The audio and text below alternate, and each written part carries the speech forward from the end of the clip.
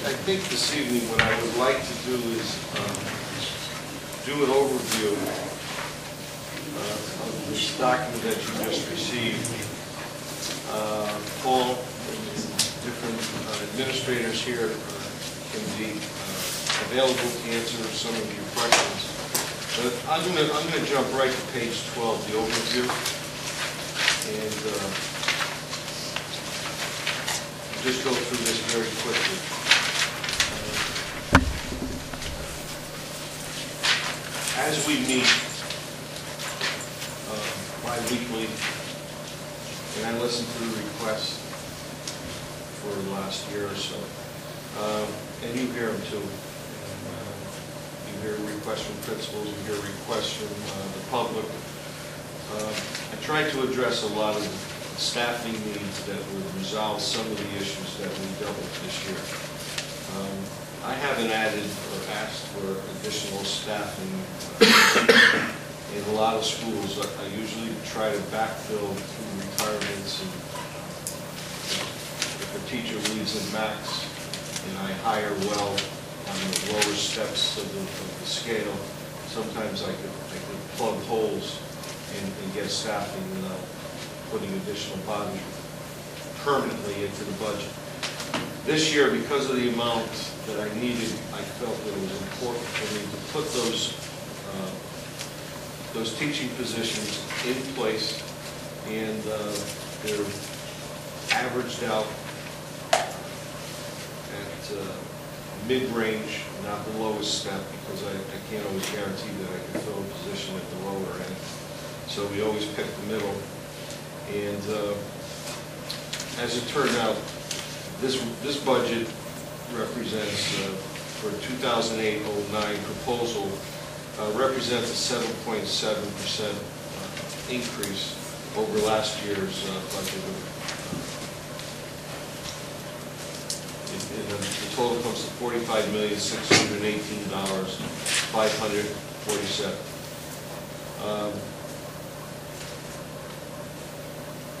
Believe it or not, as we were working on this as early as this morning, we had a number of close to 10%, 9.8. Paul, Patty, and I worked on it for a couple of hours and just realized that that was not a realistic number to start with.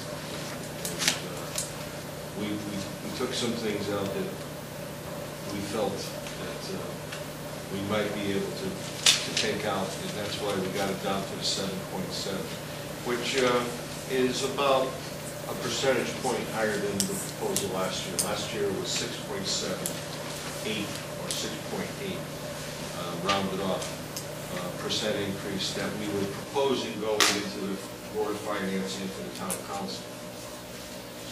But if you look to the lower part of the page, you will also see that there are various additional positions that were requested by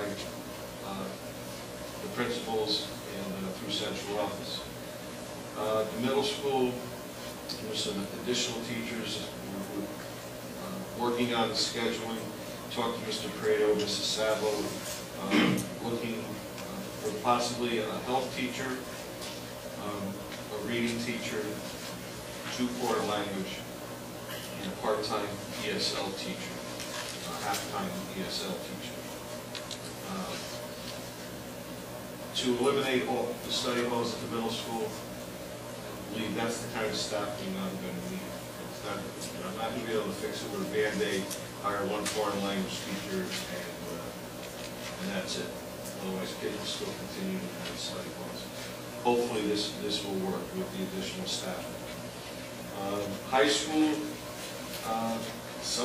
there's a teaching position for our nursing program. That program has grown. 1 teacher cannot handle it, so we're going to hire an additional person for that.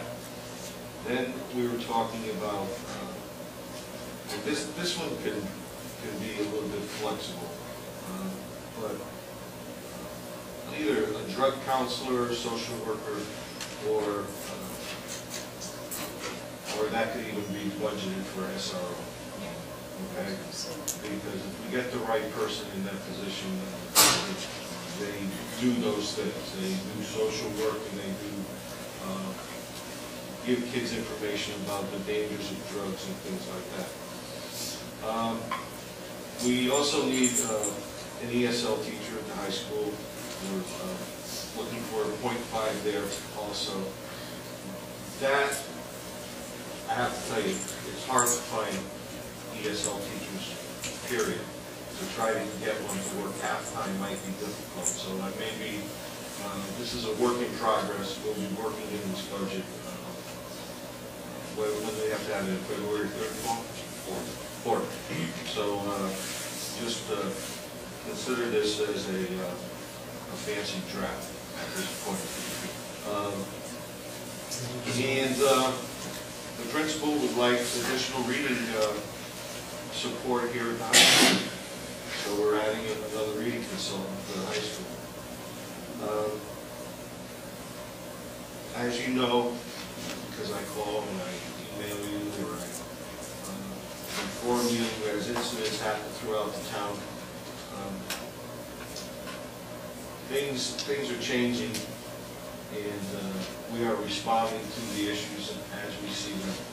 But sometimes it takes additional support staff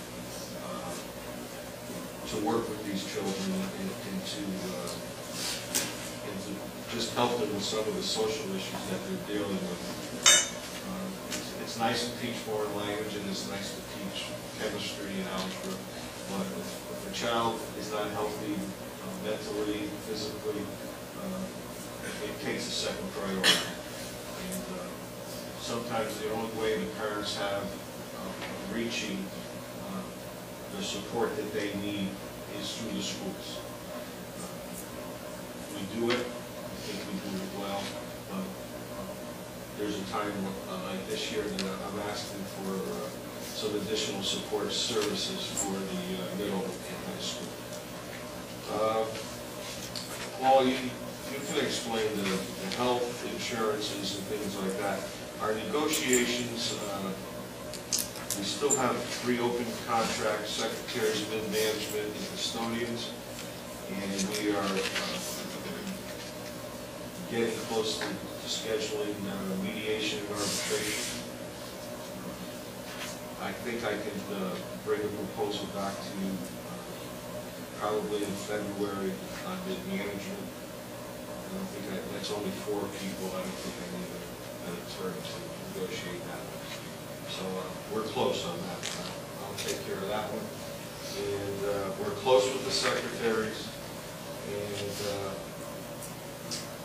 usually the way one goes, the other goes with the custodians. So they're very similar in benefits and types of things that they get.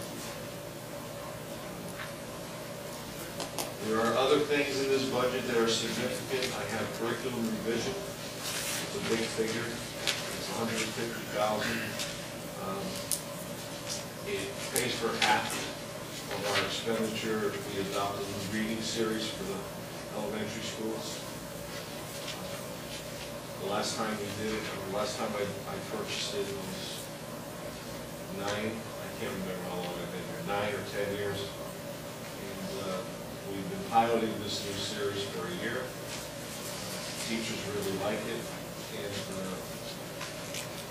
I could work out a deal with the book company and pay for it over a 2-year stretch. So I have that in there. That's a big number. And we also have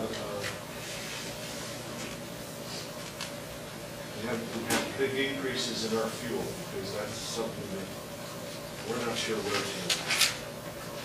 We know what we're doing this year. We're probably expending in some of our buildings as much or if not a little bit more in fuel to date as we spent the entire winter last year. So we've been struggling to keep up with that in this current fiscal budget. So we want to make sure that we don't come up short with utilities and fuel.